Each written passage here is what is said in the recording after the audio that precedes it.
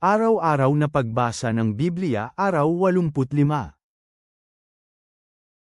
Lumang Tipan, Numbers 21, 4-35, Numbers 22:1-20. Naglakbay sila mula sa bundok ng Hor sa daan ng dagat ng mga tambo upang lumiko sa lupain ng Edem. Lubos na napanghinaan ng loob sa paglalakbay ang mga tao. Nagsalita ang mga tao laban sa Diyos at kay Moises, "Bakit mo kami pinalabas sa Ehipto upang mamatay sa ilang?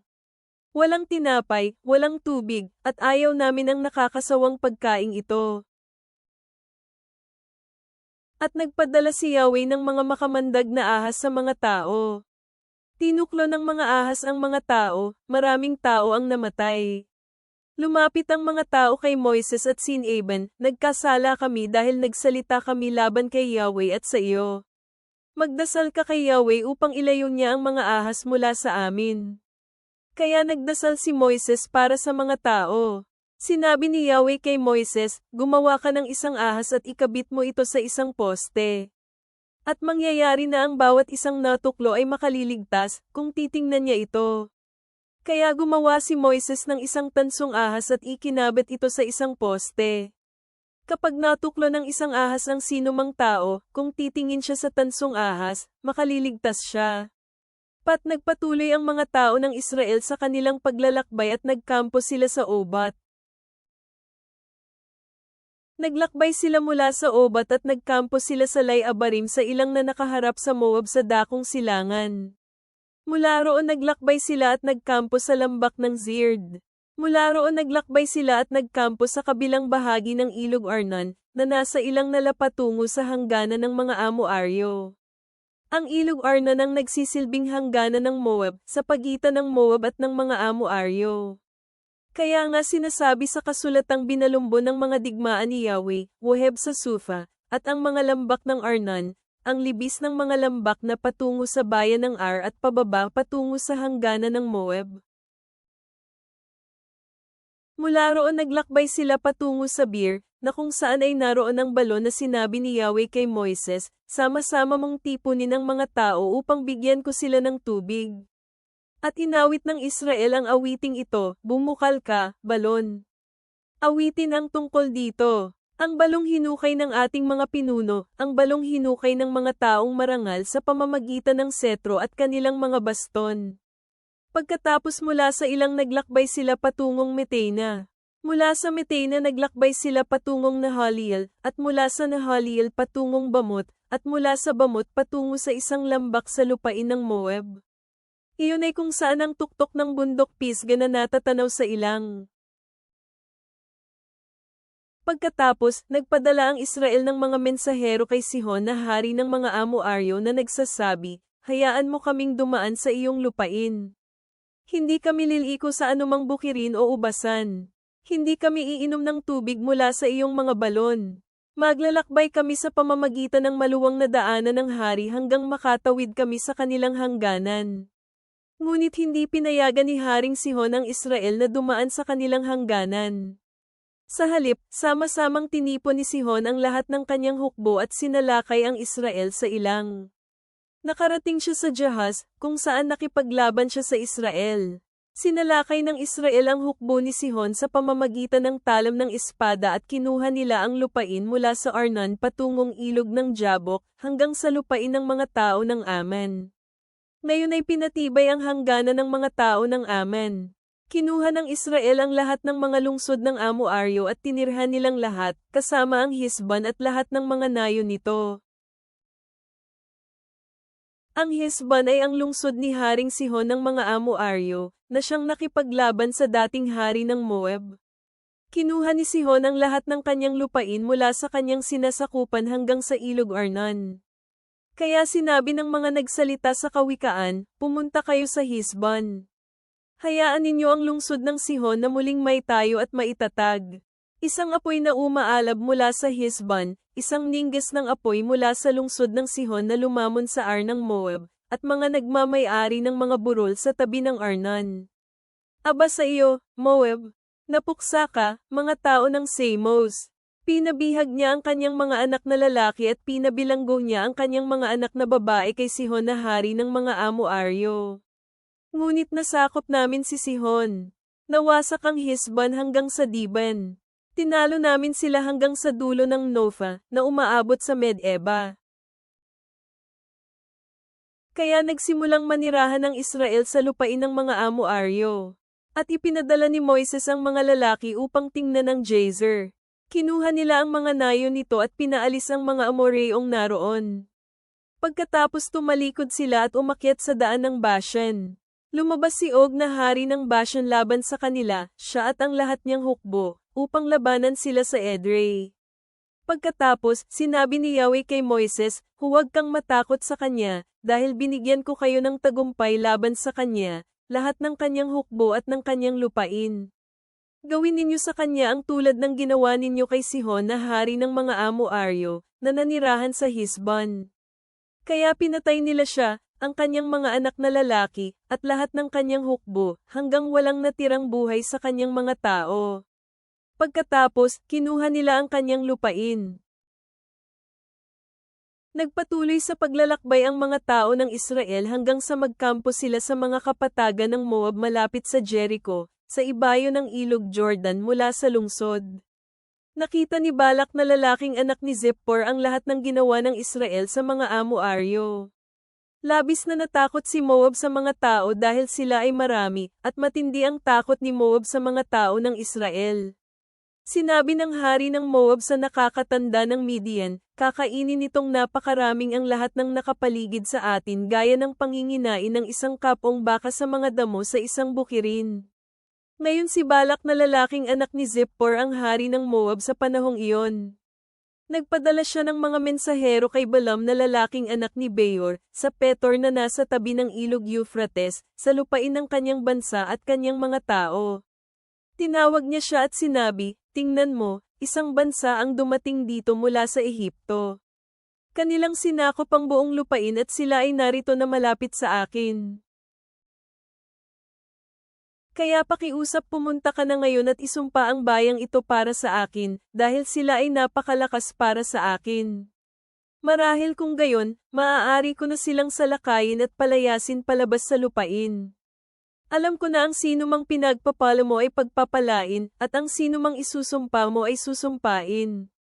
Kaya umalis ang mga nakakatanda ng Moab at ng Midian, dala nila ang pambayad para sa panghuhula. Nagpunta sila kay Balaam at sinabi sa kanya ang mga salita ni Balak. Sinabi ni Balaam sa kanila, mamalagi kayo rito ngayong gabi. Sasabihin ko sa inyo kung ano ang sasabihin sa akin ni Yahweh.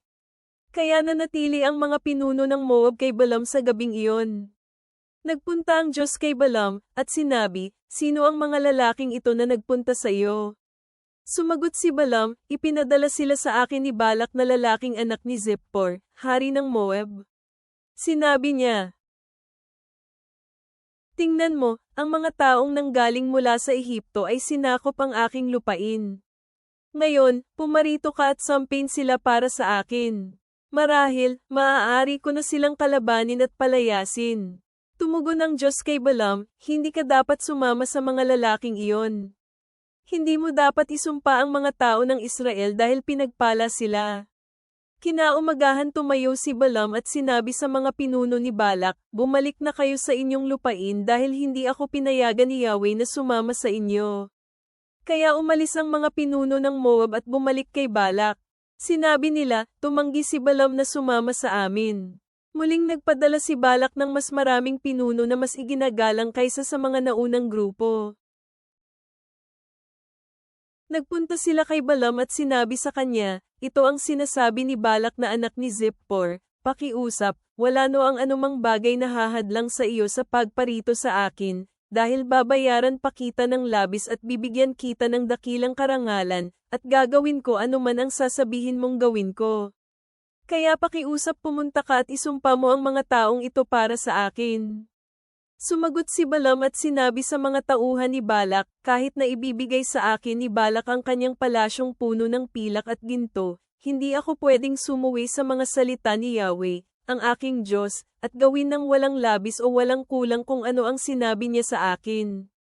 Kung gayon, pakiusap manatili rin kayo rito ngayong gabi, upang pag-isipan kung mabuti ang anumang sinasabi ni Yahweh sa akin.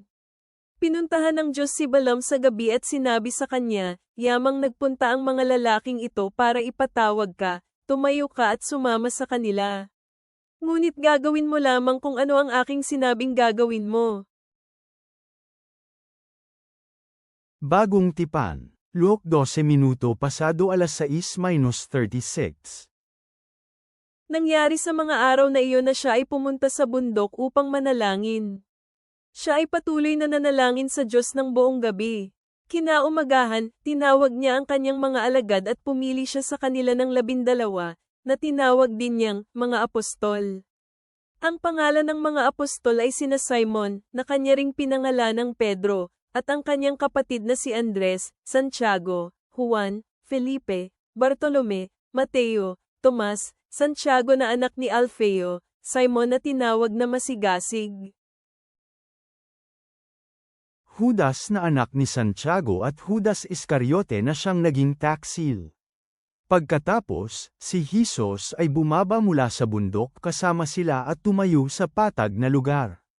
Naroon ang napakaraming bilang ng kanyang mga alagad, ganoon din ang malaking bilang ng tao na mula sa Judea at Jerusalem at mula sa dalampasigan ng Tyro at Sidon. Sila ay dumating upang makinig sa kanya at para gumaling sa kanilang mga karamdaman. Ang mga taong binabagabag ng mga maruming espiritu ay pinagaling din. Ang lahat ng napakaraming tao ay sinusubakan siyang hipuin dahil ang kapangyarihang magpagaling ay lumalabas mula sa kanya, at pinagaling niya silang lahat. Pagkatapos ay tumingin siya sa kanyang mga alagad at sinabi, "Pinagpala kayong mga mahihirap sapagkat sa inyo ang kaharian ng Diyos. Pinagpala kayo na nagugutom ngayon, sapagkat kayo ay mapupuno. Pinagpala kayo na tumatangis ngayon sapagkat kayo ay tatawa. Pinagpala kayo kung kayo ay kinamumuhian ng mga tao at kung kayo ay hinihiwalay at itinuturing ang inyong pangalan na masama alang-alang sa anak ng tao. Magalak sa araw na iyon at tumalon sa galak sapagkat tiyak na kayo ay may dakilang gantimpala sa langit, sapagkat ang kanilang mga ninuno ay pinakitunguhan ang mga propeta sa ganoon ding paraan. Ngunit aba kayo na mayayaman, sapagkat natanggap na ninyo ang inyong ginhawa. Aba kayo na busog ngayon, sapagkat kayo ay magugutom. Aba kayo na tumatawa ngayon, sapagkat kayo ay magdadalamhati at tatangis. Aba kayo kung ang lahat ng tao ay nagsasabi ng mabuti tungkol sa inyo. Sapagkat pinakisamahan ng kanilang mga ninuno ang mga bulang propeta sa ganoon ding paraan. Ngunit sinasabi ko sa inyo na nakikinig, mahalin ninyo ang inyong mga kaaway at gumawa kayo ng mabuti sa mga namumuhi sa inyo. Pagpalain ninyo ang mga sumusumpa sa inyo at ipanalangin ang mga umaapi sa inyo. Sa sumasampal sa iyong pisngi, ialok mo rin sa kanya ang kabila. Kung may kumuha ng iyong panlabas na damit, huwag mong ipagkait pati na ang iyong panloob na tanika. Magbigay sa lahat ng humihingi sa iyo. Kung may kumuha ng isang bagay na pag-aari mo, huwag mong hingiin sa kanya na ibalik ito sa iyo. Kung anuman ang nais ninyong gawin ng mga tao sa inyo, ganoon din ang dapat ninyong gawin sa kanila. Kung ang minamahal lamang ninyo ay ang mga taong nagmamahal sa inyo, anong kapurihan yun sa inyo? Sapagkat kahit ang mga makasalan ay minamahal din ang mga nagmamahal sa kanila. Kung sa mga taong gumawa sa inyo ng mabuti lamang kayo gumagawa ng mabuti, anong kapurihan yun sa inyo? Sapagkat kahit ang mga makasalanan ay ganoon din ang ginagawa. Kung ang inyong pinapahiraman lamang ay ang mga tao na inaasahan ninyong magbibigay ng mga ito pabalik sa inyo, anong kapurihan yun sa inyo?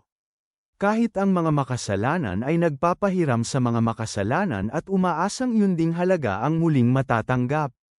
Ngunit mahalin ninyo ang inyong kaaway at gawin ang mabuti sa kanila.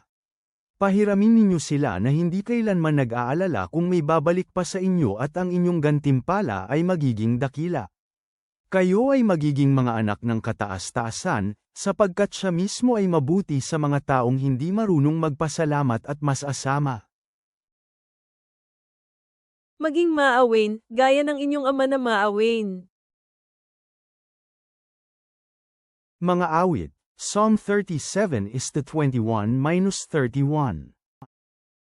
Ang masama ay nangungutang pero hindi nagbabayad, pero ang matuwid ay mapagbigay at nagbibigay.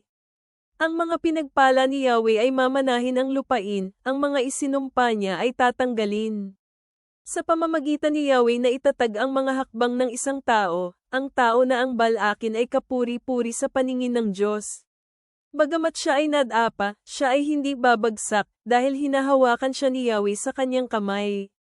Ako ay naging bata at ngayon ay matanda na, hindi pa ako nakakakita ng matuwid na pinabayaan o mga anak niyang nagmamakaawa para sa tinapay. Sa kahabaan ng araw siya ay mapagbigay loob at nagpapahiram, at ang kanyang anak ay naging isang pagpapala. Tumalikod ka mula sa kasamaan at gawin mo kung ano ang tama, pagkatapos, magiging ligtas ka magpakailanman. Dahil iniibig ni Yahweh ang katarungan at hindi pinababayaan ang kanyang tapat na mga tagasunod. Sila ay pag-iingatan magpakailanman, pero ang kaapu-apuhan ng masama ay tatanggalin. Mamanahin ng matuwid ang lupain at mamumuhay sila roon magpakailanman. Ang bibig ng matuwid ay nagsasalita ng karunungan at nagdaragdag ng katarungan. Ang batas ng kanyang Diyos ay nasa kanyang puso, ang kanyang paa ay hindi madudulas. Ama naming nasa langit, habang kami ay nagbabalik-tanaw sa paglalakbay ng mga Israelita sa ilang, naaalala namin ang iyong gabay at pagkakaloob sa aming sariling buhay.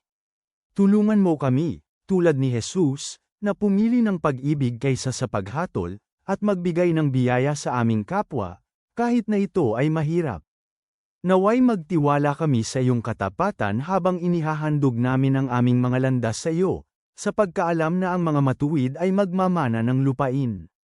Palakasin mo kami upang sundin ang iyong mga utos at isabuhay ang awa na iyong malayang ibinibigay. Naway ang iyong mga pangako ang maging pundasyon ng aming mga kaluluwa. Amen.